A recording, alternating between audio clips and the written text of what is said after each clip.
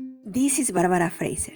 She is the climate editor at Airbit, a site producing content that helps people to speak out and take action about climate change. She is also one of still only a small group of journalists specializing in climate change. As climate change is in the news more and more frequently, large news corporations are employing more environmental journalists. Their role is very important and powerful. They inform how climate-related shocks like droughts and floods are affecting people's communities, their regions, their countries, and the world. However, researchers specializing in analyzing how media talk about climate change say that in the news, the impacts of climate change on human rights and in society are not sufficiently recognized. They have also found that when news media talk about the impacts of climate change, they use images of those most impacted.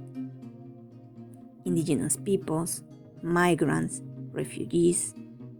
But although the images highlight the urgency of climate change for these groups in particular, they remain voiceless. Our research found that in 2019, when TV networks from the US talk about the impacts of climate change on indigenous communities living in the Amazon forest, none of them were interviewed, quoted, or shown in footage.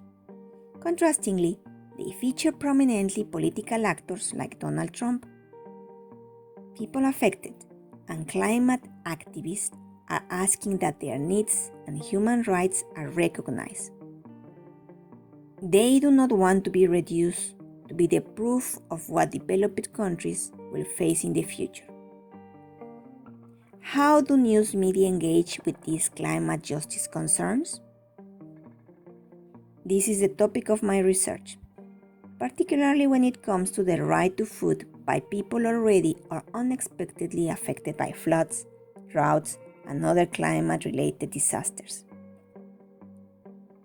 I will look for some answers by digging in media from two countries very distant from each other, the UK and Mexico, comparing how these topics are concerns for these countries and contrasting the ways in which media from each country engage with them.